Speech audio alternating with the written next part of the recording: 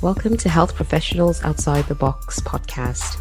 In this series, I'll be talking to health professionals who've leveraged their professional skills to pursue alternative income sources, alternative careers, and entrepreneurship.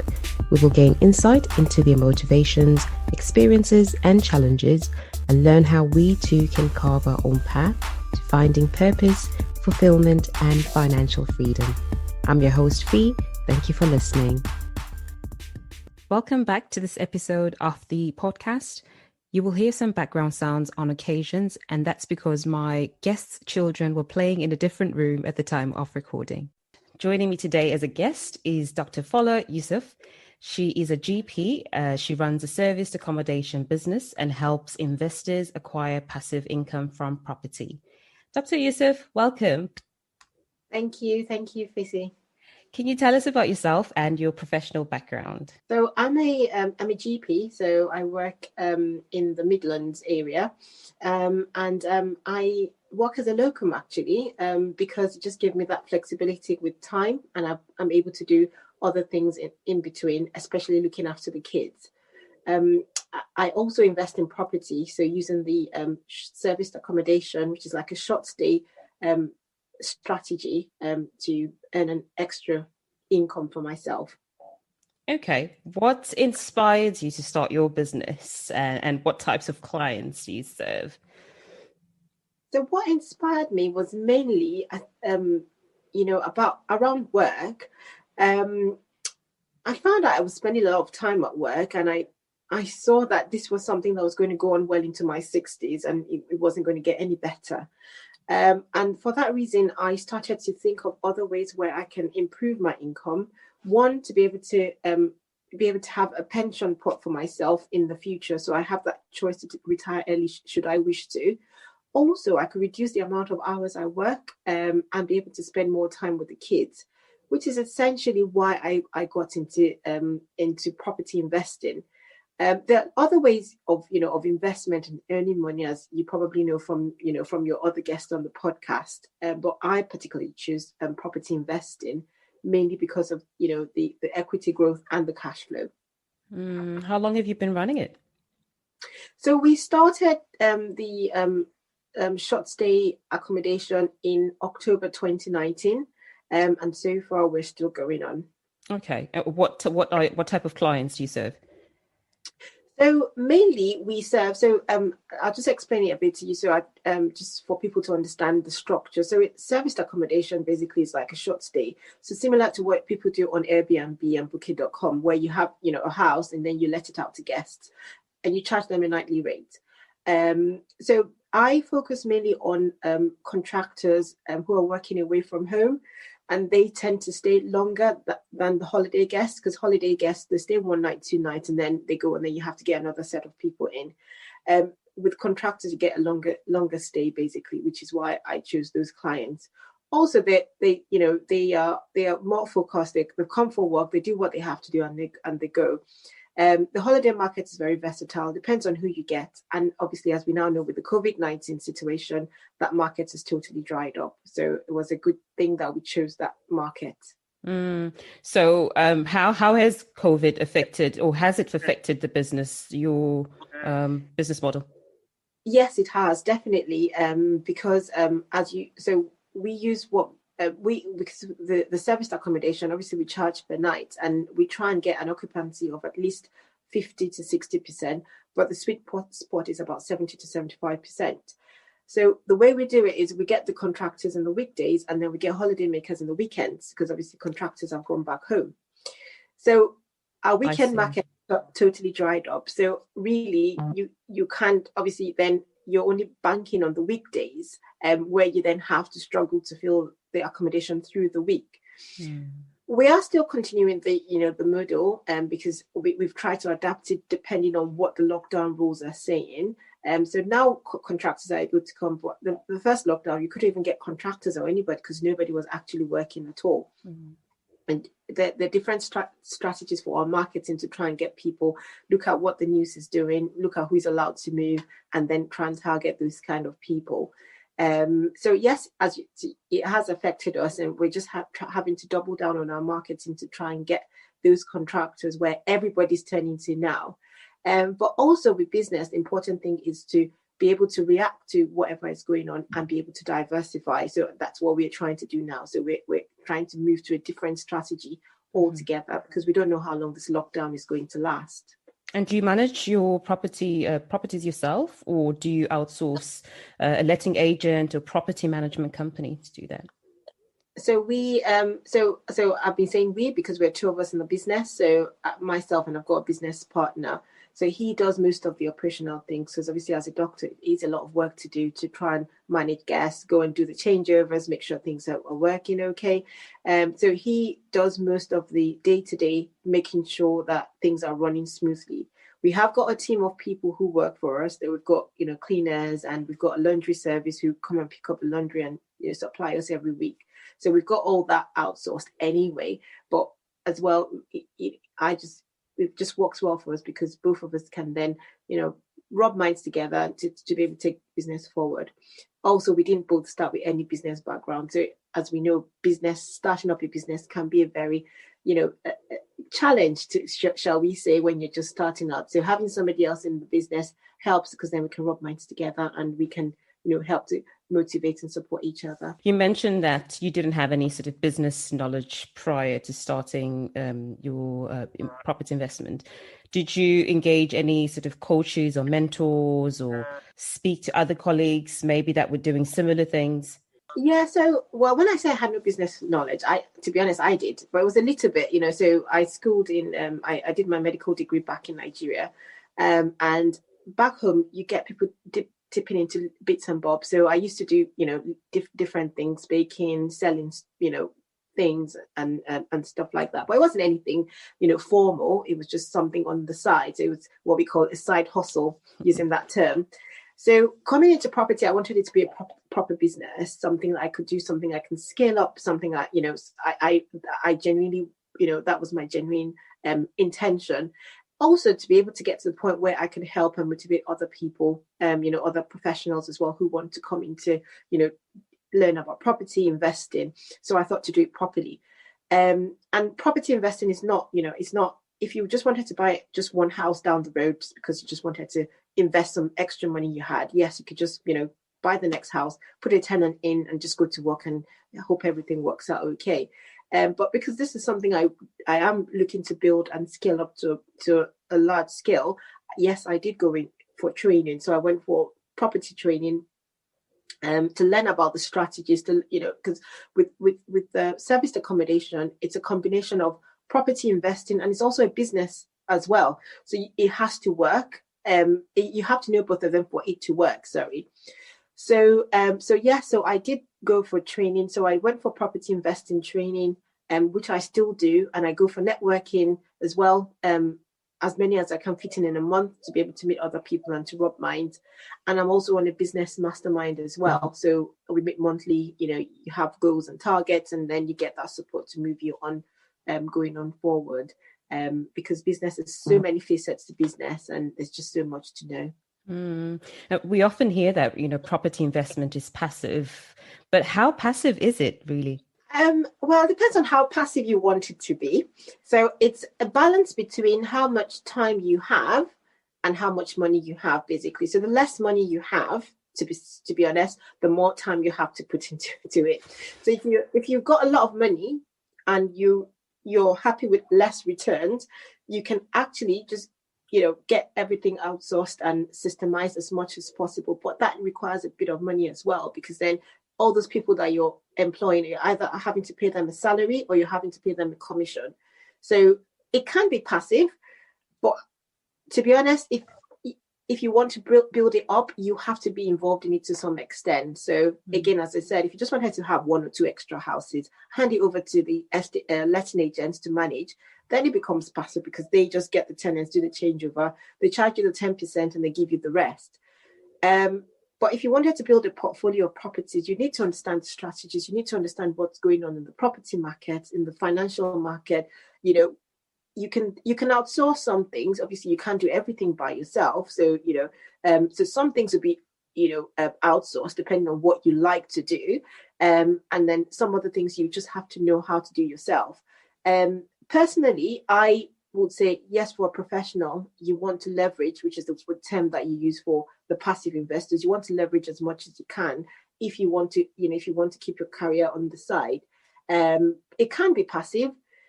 It just depends on what you want to achieve and how much you're willing to let go of as well.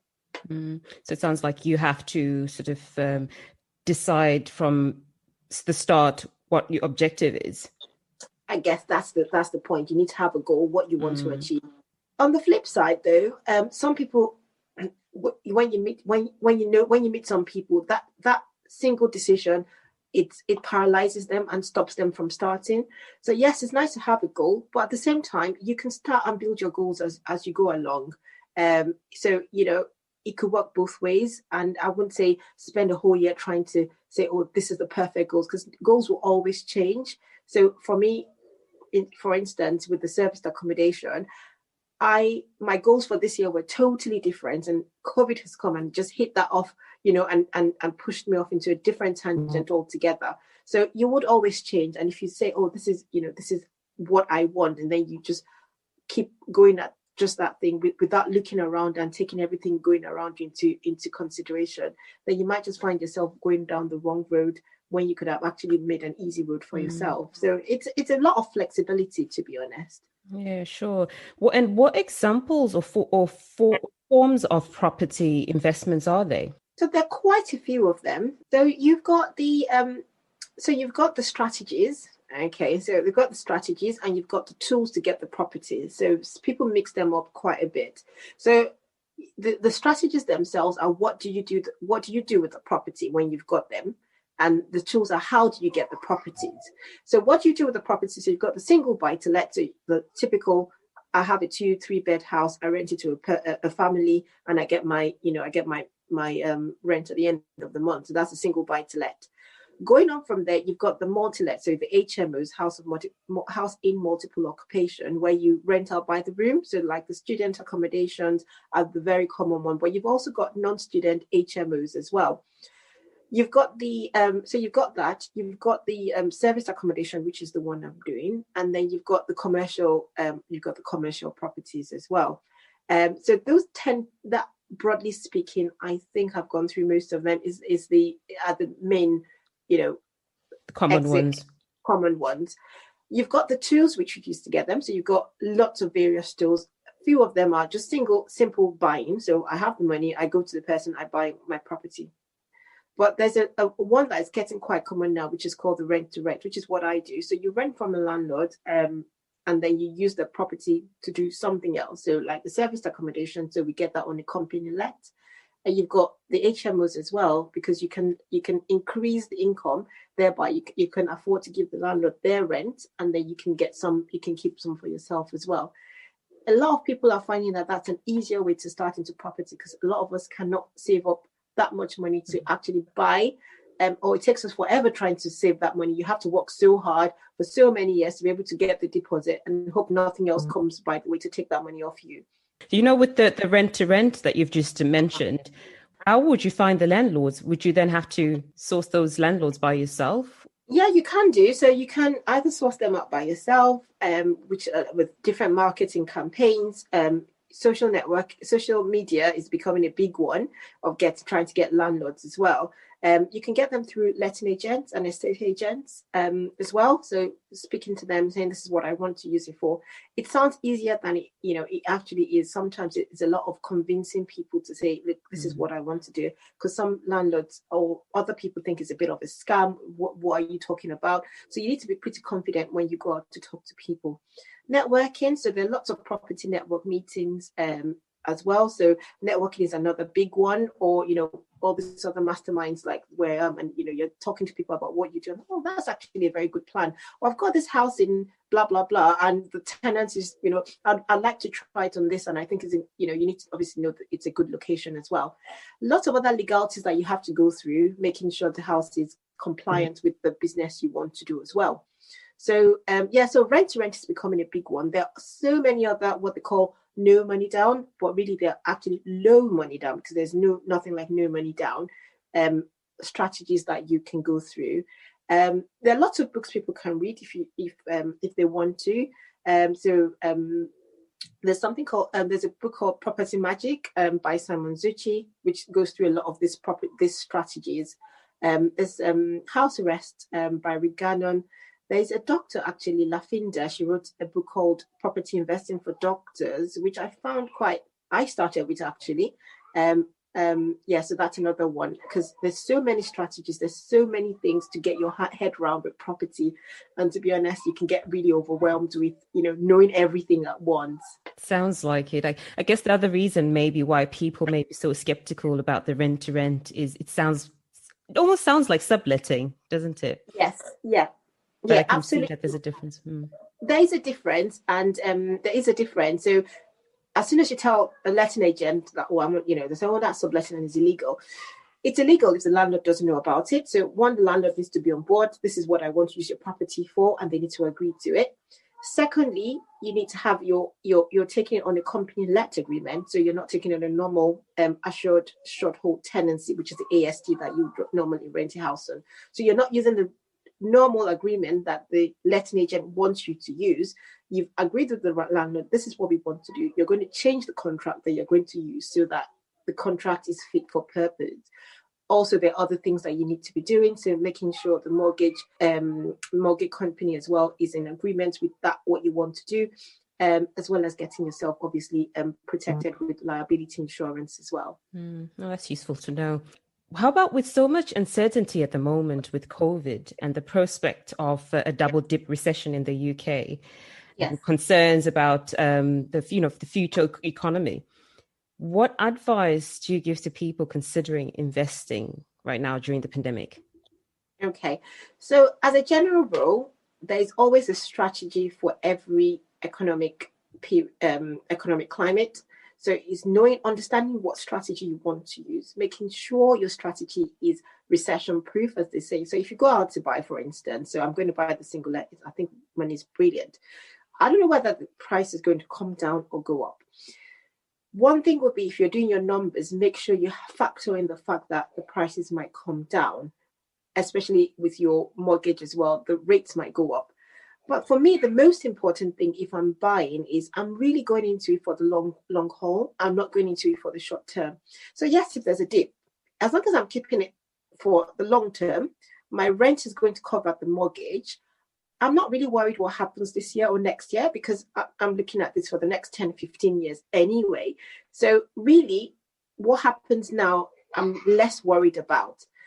You just need to make sure at the outset your numbers work. So property is all about numbers. And, I'm not an Excel person, but I've been forced to be an Excel person, because your numbers have to work. There's no point guessing, or there's no point everybody's buying now, I need to buy, there's no point doing that. So I said earlier that my plan for this year with the service accommodation was to start to buy properties to use for SA into the business. That was our plan. We're going to do what we call buy, refurbish, refinance. So that's where you buy a property, you do it up, add value, because then you increase the value, and then you potentially have more money in the property, more equity in the property, which you can pull out if you wanted to. Just for like what you said, because the property market is a bit volatile. For me, I chose to hold back a bit. I'm not stopping it, but it's just trying to make sure I get the right property that can fit into that strategy in the areas that I wanted to. Okay, because with SA, you want the properties in good areas, because those are the kind of guests we want to attract. But secondly, the other thing was that then we didn't stop. We started still going on to the rent to rent strategy, because we know that works. We know, based on the numbers, the rent is not going to change that much. So we're pretty fine. We're pretty fine with that. Now, somebody who does the BRR strategy as their strategy, because they've done that, they understand it. They know how they're going to adapt that strategy to fit into the climate at the moment. Whether they're going to try and bargain a lower price for the property, whether they're going to go for a different kind of property, because you're then going to attract a different type of tenant or income. You would just have to adapt it. As I said, business is all about adaptability, and nothing is fixed. It's not like working on the wards where you have protocols and everybody has to follow that protocol. This is you thinking on your feet. This is you adapting, holding back, knowing when to hold back, knowing when to go into the market, knowing when to diversify. Okay. In your experience, though, what are some of the mistakes that most beginner investors make when they first invest in properties? One mistake people make is they are emotional buyers. So they buy a house, and I've certainly done that as well when I've gone viewing. I'm like, oh gosh, this house looks beautiful. You know, you're imagining yourself in the house rather than going with your investor head, like, look, how much is this house going to give me? you know, what are my returns? I mean, I care where the house is, don't get me wrong, because that affects the value of the property over time and the kind of tenants you get. But that's what you're thinking about. I'm not thinking, I'm not putting myself in the property. You're looking for a functional property for a particular client avatar. That's one that people do. A lot of other people get analysis paralysis, so they get worried about everything everybody says. So somebody they hear down the road says, oh, this is the best time to invest, and then they just go in and buy the property without thinking or without doing that, without being sure of what they want to do. Or some people say, oh, no, hold back. So I heard that a lot, at the beginning of the recession, at the beginning of the lockdown, that once the lockdown is over, prices are going to come down. This is a time to buy. Everybody's rushing into the market without thinking that, actually, what is the value of this property? Some properties that they're on the market at some price. I'm like, how are people even making any money off this? Calculating the rent that they're going to do. Yes, if it's your house, you can do whatever you want in your house. That's fine. But if it's for an investment, then you need to be sure what you want to do. But how do you determine, though, if a property is worth investing?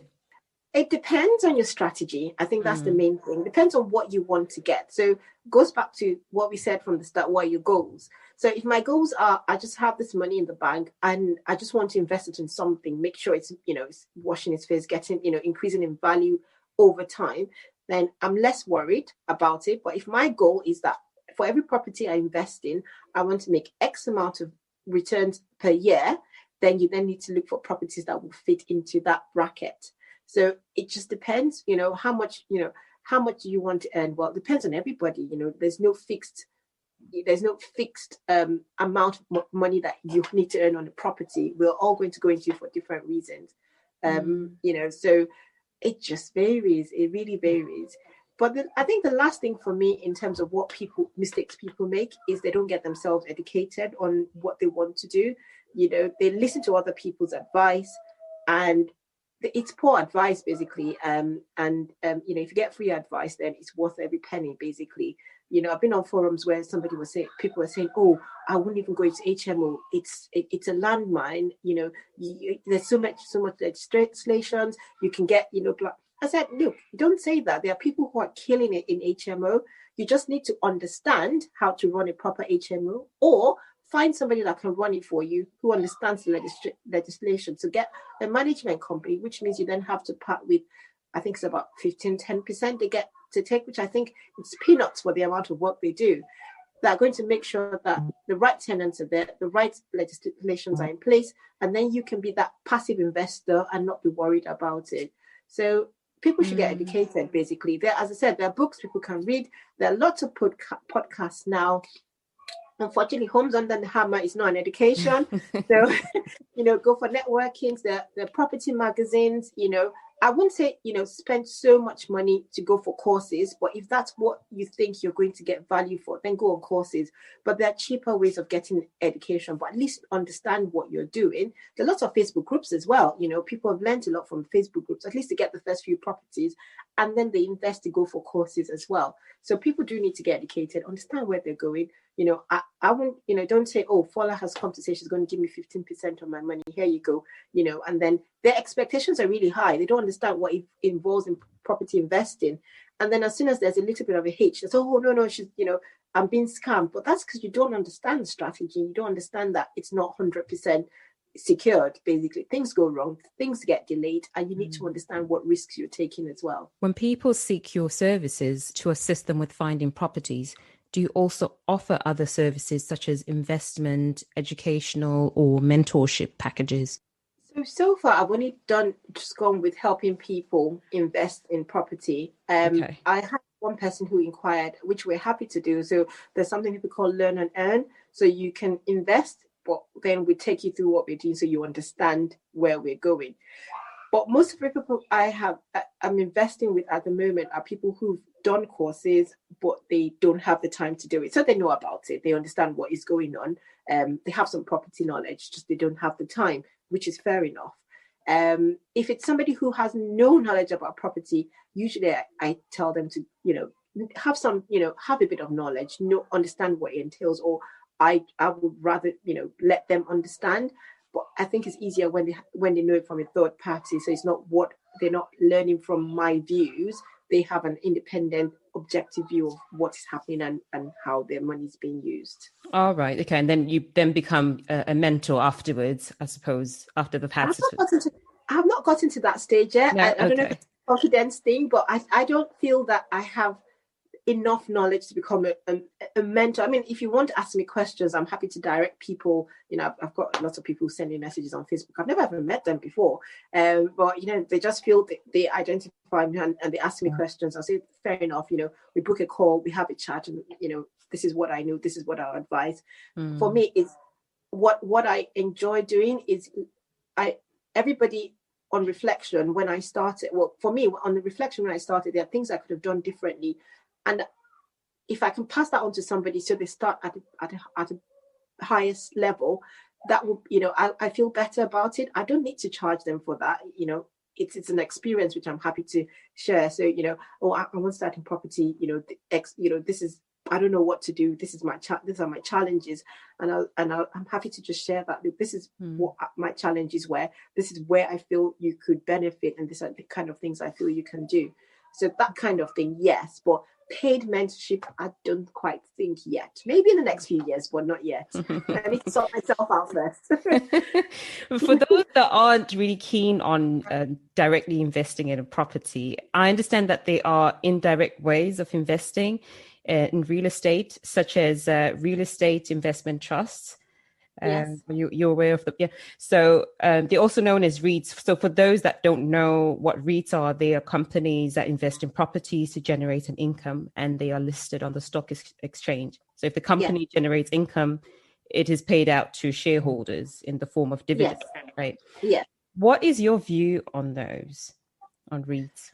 So my view on it, I don't have any problem with it, to be quite honest, Fee. I think it just depends on what works for everybody. There's no hard and fast rule. I mean, for me, it probably wouldn't. I mean, I did consider it last year as a form of diversification. So, you don't want the people talk about multiple sources of income, basically.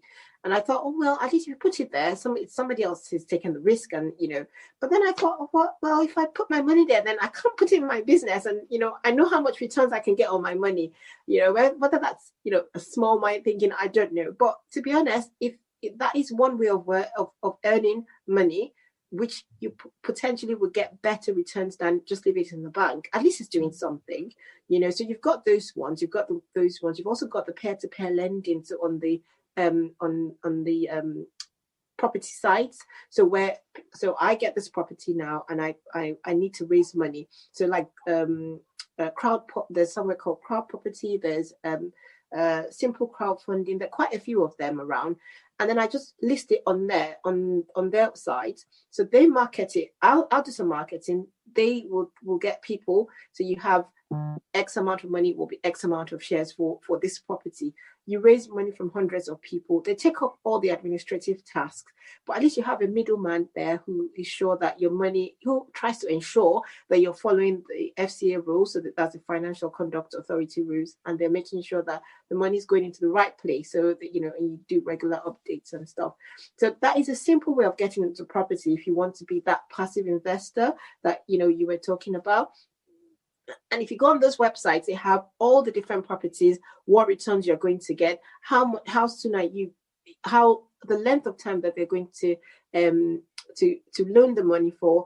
And I think some of them can be unsecured as well. I think if the unsecured one have a higher rate of returns. So that for me that's good, because obviously whoever's doing that kind of strategy on the stock exchange, they've got a wealth of experience, and your money is kind of, you could say, probably safe, but there's no 100% safety, and there's no 0% risk as well in any investment. But yeah, definitely, I don't have anything against it. I mean, if I got to that stage where I'm developing and doing big projects, that's something I will go down, because you can never have all the money you want to invest if you want to do a property business. What are some of the obstacles you've had to overcome whilst investing in real estate? For me, everybody says this, but mine is as well time, balancing everything else that you have to do with investing in property. So property investing is a totally different thing from my day job, basically. So I'm going back, learning from the scratch. That was another one, because you go from where you're almost, an expert in what you do to a total novice. It can get very overwhelming, and that can be, a big stumbling block for people. A lot of people stop for a lot of reasons along the way. So for me, it's mainly basically balancing the time and staying consistent. So sometimes I put a lot of time to property, and then something else takes up, my time and attention, and I come back in, and initially it was a bit here and there, hit or miss, and then eventually I started to gain a bit of momentum, understand some of the things that were happening, understand what strategy I wanted to do, those kind of things, and then I built up from there. But yeah, time management is the main thing, but there are ways around it. And the main thing is knowing how to leverage and using other people's time, and knowing that you can't do everything by yourself. Let whoever is going to do it properly, and then you pay them for it. And I think the thing with this kind of things is everybody will go through that phase if you're a full-time worker, where you've not quite reached the level where you can reduce your hours, because you're still building up the business, and you're not really earning that much from the business, or you're not got to the stage where you want to start getting money. So you're going to get to that point where you're having to spend so much time on two things before one of them then takes the precedence on your time and on your attention. It's a challenge, and I'm sure the next few years I'll be looking back and I'll be like, wow, that was a challenge, but I've overcome that, and I'm facing a different challenge altogether. How do you plan on scaling your portfolio? So now we're going into the HMO, so house of multiple occupation, from the lessons I've learned from the lockdown. But also, I've always known that I was going to do something else anyways, just made me do that a bit sooner. So the first thing would be to do the HMOs, which is another cash flowing strategy, and then going on then to do houses, doing them up, and then refinancing them, and then doing, building up portfolios for people. Mm-hmm. So that's really where I'm going. I don't think I'm going to actually go out and do training courses for people, but I'm happy, I'll probably do some form of mentorship of some form, but I have not really determined what shape that's going to take yet. If you can find time between the two. The thing is, once you've built up the business to the point where you've automated things, you've got people that are doing things, then you can start being passive. Then you can, not totally passive, but you're not working, as they say, you're not working in the business. You're working on the business. You're doing higher level tasks and things. So you've got somebody who's going to do your viewing for you, somebody who's going to make sure the builders are doing what they're supposed to do. You're just doing the higher level, decision of the business. And when you get to that stage, you free up more time to do other things that are related to that business, but at least require you to be there physically. And that's how, the bigger companies have done it, and people have done it, and it is definitely possible. It just depends on, you just need to be able to commit to it is the main thing. What has been the proudest accomplishment to date, or the boldest move you've had to make to date? The boldest move really was to start. I remember the day I started. I've been a home zone and home fan for ages and ages, and the wishing and the dreaming. Oh my gosh, I wish this would happen. And then we had not bad, I won't say bad, but not nice experience with a house that we were renting out. And, that was a make or break for us in terms of, really, this doesn't work. How are people even making money? But I took the strength from that to say, people are actually making money from this investment strategy. It definitely works, and we need to find out how it works. So, and then I just decided I was just going to go for the property training course. And for me, that was the boldest move, because that particular day, I just said, look, I'm just going for this thing. I put it off for for years and years, and I could still be here, how many years later, 2 years later, still dreaming and wishing. But the fact that I have started, for me, was the biggest step. And every other thing on there has just been building on that foundation. I guess, as you said earlier, the analysis paralysis, when you get caught up in it, and that can hold you back from moving forward. Exactly. Looking for the perfect time, there's never going to be the perfect time. There's always going to be curveballs along the way that's going to make you not make that decision. And one just has to sit down and say, look, this is not working for me. And paradoxically, actually, I found that I enjoy my medical work better since I started my business. Oh, do you? Really? Why?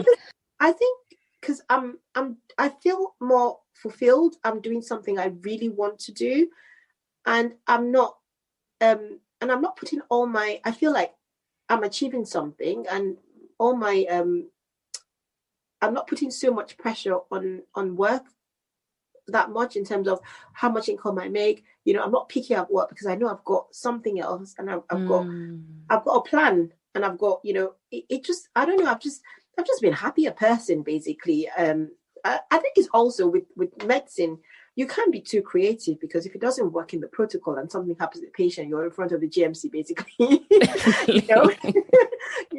But with this, you can do what you want to do. It's your business, as long as it's a responsible thing you're doing, then fair enough. Like, oh, well, I just want to try this, and I want to do things this way, or this is how I want to decorate the house. You can do, so all your creative ideas can go into that, and you can go to work and then just do the job, basically. But yeah, it's given me a different perspective to life altogether. Meeting all these people, going for this networking, it drags me out of that medical world and out of that medical bubble. And I'm just more fulfilled. I think I'm just more fulfilled, that's all. Well, glad to hear that. I think that's what a lot of people are looking for nowadays, is the fulfillment. Is that fulfillment? Whatever form. When I started this, I thought I was I'm going to do this. I'm going to leave medicine, in X years time, if I have, if I'm bold enough to drop my practicing license. And now I feel, actually, I don't have to leave. You don't have to, as I say, you don't have to throw away the baby with the water. It's something else. It's feeling a void in my life that I don't know why I never had it. And I'm happier doing what I'm doing. So I'm like, oh, well, as long as it's not taking up too much, I can reduce my time and commit to medicine and do all my CPDs and stay a safe doctor. I'm happy to do both of them together. It just depends on, what happens in the next few years, wherever the property business takes me. I'm glad to hear that. I'm happy for you. I'm happy that you feel that way. So with everything, with all the commitments that you have, a family you mentioned earlier, and your job, as well as investing in property, your businesses, what do you do to unwind? What do I do to unwind? The main thing for me is spending time with the boys. So I've got 2 boys. I just decide some evenings I'm not really going to do any learnings, no webinars, no networking today. We're just going to sit at home and do absolutely nothing. One thing that's really helped me again is the pandemic, the lockdown. Because as a locum, I had a lot of, there was a dry period at the start of the lockdown where a lot of shifts were cancelled, and I was forced to actually be at home. And I actually thought, I'm not taking enough rest, and I'm not actually giving myself that much time. So this is year 2 or year 3 now into the business, where I've spent so much time, just grafting. Any free time I'm doing something different, or sorting out the boys or something. And it's made me, for me, it's actually, what book was I reading now? I was reading one book. If I remember the book, I'll mention it. It was saying about have a break. Make sure you have a break regularly, not when you need it. Take a break before you need it, not when you need it. I think that was what he said. And that just, that stuck with me a lot. And I thought, sometimes you're at work and you're like, oh, I'm not going to go on a break until I finish it. And then you find that time never comes. And I'm going into a property business because I want to make more time. Paradoxically, I was spending more time, not even spending time with the boys at all. So what I do now is I try and make my weekends free as much as I can, unless obviously it's a low month, I've had low booking that month, and I do extra shifts on the weekend. Otherwise, I try not to do any weekend shift at all. And we just sit down and do absolutely nothing. I mean, in the mornings, I make sure they do their readings, make sure there's any extra thing from school they haven't done. But once we've done that, we just sit down and do whatever they want to do, do whatever what we feel like doing. I mean, there's COVID now, so we can't go out and do anything. So we're probably just stuck in front of the TV doing nothing really. Or if we decide to bake or something. And it's, it's not keeping that time like, oh, okay, so next, 3 months we'll go on this massive holiday for a week. No, it's enjoying the process and enjoying everything and appreciating every time that you have with the people that matter to you. For me, it's my family, so, it might just be one evening last week, I came back from work and I thought, you know what, I'm just going to sit down and just watch TV with the boys and do nothing. And my phone is always in silent. So I just put my phone on the side and we just sat in the sitting room, watch TV, bedtime. Okay, guys, bedtime. Let's go to bed now. So there's nothing wrong sometimes with doing nothing. No, absolutely. And that's one thing as medics and healthcare professionals, or professionals generally. I think it's not just healthcare people. We need to know that there's nothing wrong with doing nothing. There's nothing wrong with being bored. Actually, it's just your time to recharge your brain and enjoy that period of quiet and ready for when the next crazy thing is going to come around. So much, Dr. Yusuff. Where can people connect with you if they wanted to know more about what you do? I think my LinkedIn is probably the easiest. I think I spend more time on LinkedIn now, which is why it took me forever to see your Instagram message. And I'm on LinkedIn as Folake. It's Folake Yusuff. So I'm just on there as my name on LinkedIn. Facebook, I don't tend to connect much with people if I don't know who if I don't know who they are. So I think I'll just stick to my LinkedIn profile. And if anybody just wants to drop me a message. And if you find me on LinkedIn, you can send me a link. If you find me on Facebook, you can send me a message on Facebook. And I usually go into I know to go into my spam boxes to look through the messages after I've missed so many messages from people, and I'm happy to answer and link up with people. Any healthcare person, I know I said, I speak to a lot of doctors, but any healthcare person who is not sure, you feel trapped in a career, you think, there's this golden savior of somewhere that is going to take you up. I'm happy to speak with you. I know there's no golden savior. As I said, I've learned to enjoy medicine more since starting my property business. So it might just be the way, people are looking at things, and I'm quite keen to help and support anybody who wants any advice in property or any career progression discussion. Well, thank you so much. You've shared a lot of information, some golden nuggets with us. I wish you all the best for your business. Thank you, and well done for doing this podcast. It will help a lot of people, because I've met so many people when I've gone for property training, and the story is the same for most people. The way we get here, there is different, but the underlying reason is the same for most of us. So, but there are people who are out there who are doing things outside medicine, and they're happy and they're successful. Just make sure you reach out and get the advice from the right people as well. Well, thank you so much. No problem. Thank you. Thank you for listening to this episode. If you like the podcast, please subscribe, rate it, and review it on iTunes, as this can help others find it. If you'd like updates on the podcast, you can follow the pages on Instagram or Facebook by searching for Well Restorer. If you have any questions or would like to give some feedback, you can send an email to info@wellrestorer.co.uk. Thanks once again. Take care.